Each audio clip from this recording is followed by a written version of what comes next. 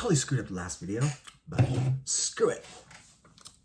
So, after I've had this faith awakening and found awakening from the meaning crisis, I've had this intense realization that we need to make meaning for the younger generation that is falling into this despair of nihilism. We have, we're homogenizing all these books and entertainment to fit the algorithms and the capitalism, but we're losing all the humanism.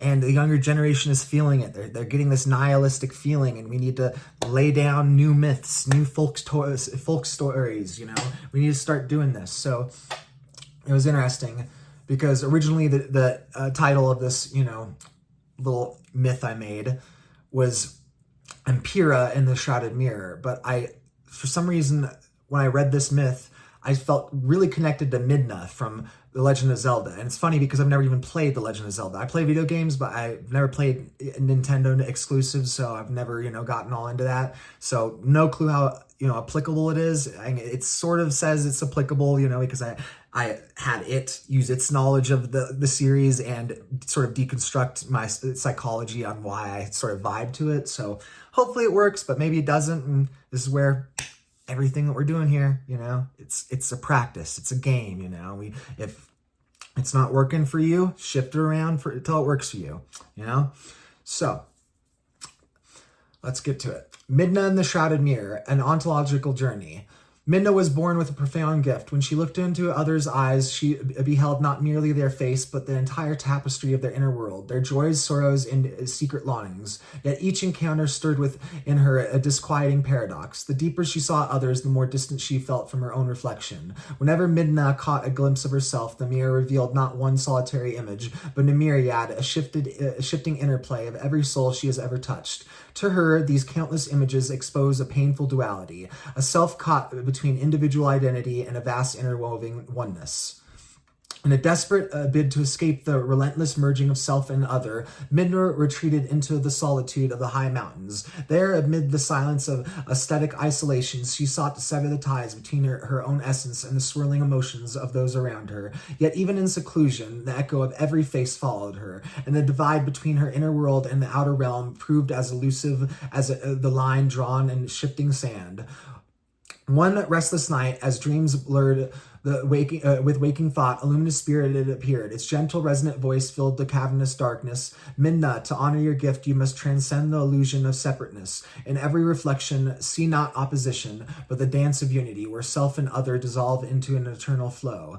Guided by the spirit, she discovered a hidden chamber deep within the mountain. A sanctuary hung the Shrouded Mirror, an ancient relic said to unveil not division, but the sublime interweaving of all existence. With trembling resolve, Midna lifted the silken shroud. At first, the mirror unleashed a tumult of clashing images, fragments of her identity scattered amidst the faces of those she encountered. As she steadied her breath and centered her spirit, however, a transformation unfolded. The mirror's surface shimmered and the boundaries blurred. The countless reflections merged into a single living portrait, a portrait that was neither solely Midna nor simply an echo of others, but a vibrant expression of unified essence. In that transcendent moment, she realized that empathy was not about choosing between self and other. It was the art of inhabiting both realms simultaneously.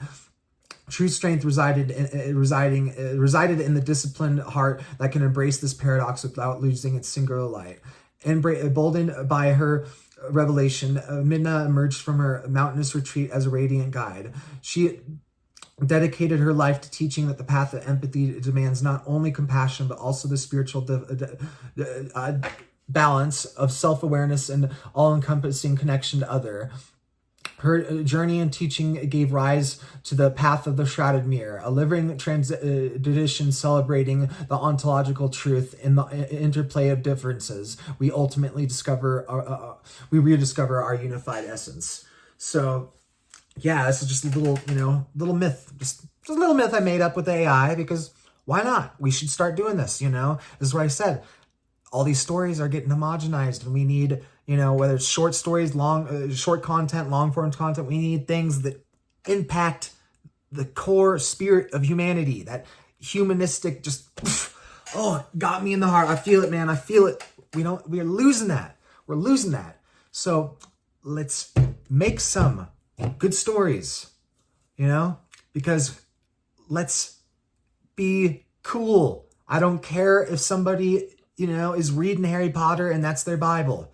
I may not like freaking J.K. Rowling because of her views, but, I can separate the art from the artist, People have such a hard time being able to separate things when they need to, but merge things when they need to. And this is a good little story that hopefully might help that. So let's get into the psychological deconstruction of why I felt Midna was resonating with me. It says, Midna carries with it a sense of mystery and transformation. Even if your familiarity with the Zelda character is minimal, the sound and connotations of the name might speak to a deep intuitive appeal for several reasons. Liminality and duality. The name Midna evokes this idea of being in between, of twilight, shadow, and light. This mirrors your ontological theme of the myth, suggesting that true understanding lies in the space where opposites meet and merge. Strength and vulnerability. Midna's story, as you might perceive it, hints at a character who embodies both resilience and vulnerability. Someone who navigates the tension between self-preservation and empathetic burden of feeling deeply. This dual aspect can be particularly attractive if you value the interplay between strength and sensitivity. Mystery and transformation. The ethereal quality of the name hints at transformation and inner growth. It suggests a journey not just of external challenges, but of profound internal change. A narrative of becoming that which resonates on symbolic, almost archetypal level. Oh my God, I just have another epiphany. That was a good one. Even with existing knowledge of the Zelda series, the name Midna might conjure imagery. Even without extensive knowledge of the Zelda series, the name Midna might conjure images of a character who's both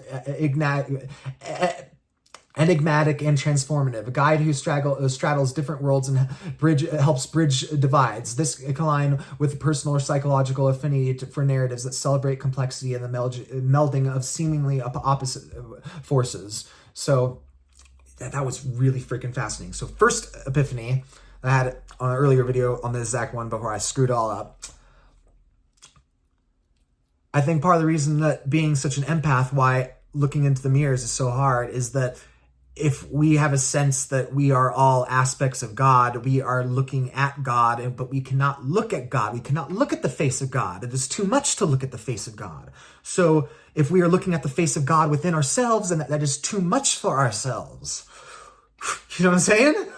That could be part of it. That was interesting. So second epiphany, this was really deep and wild, even almost more so than the last one. So I've been having this, little thought experiment, with all this franchising and the multiverse. I feel like, if just capitalism and this dystopian capitalistic system continues, we'll get to a point where everything is all connected. All the characters. Spyro is in Marvel shows, you got Lady Gaga hanging out with frickin', Barney, Barney the dinosaur. You got all this stuff mixing and meshing, just chaotic mess. No one appreciates it, loves it, has no humanistic essence. Just nothing but, that shallow facade.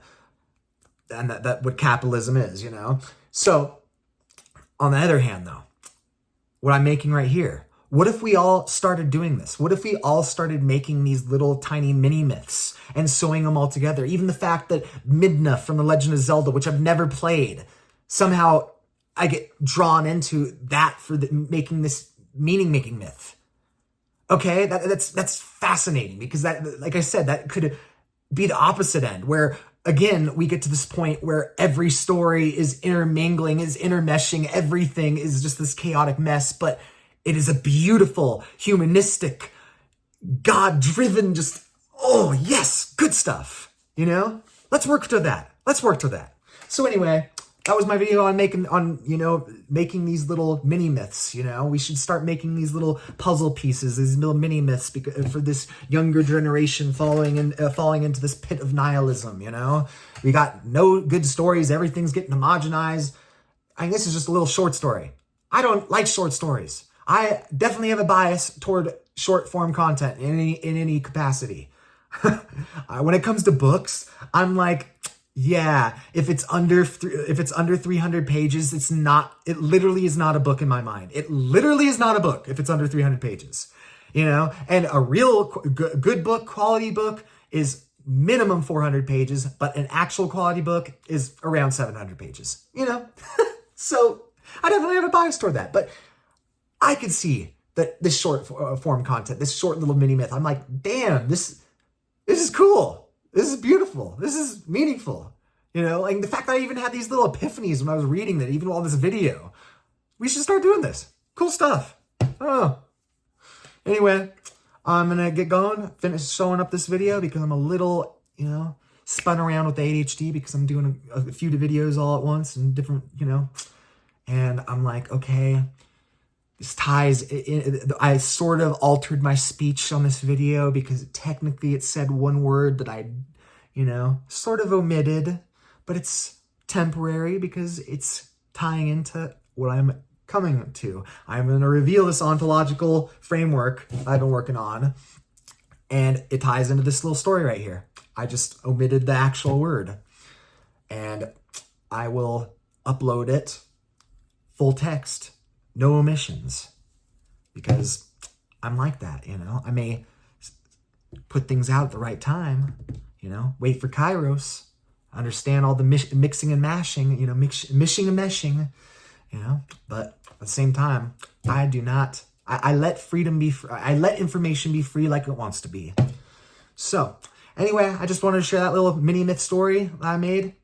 So peace and victory, sign out.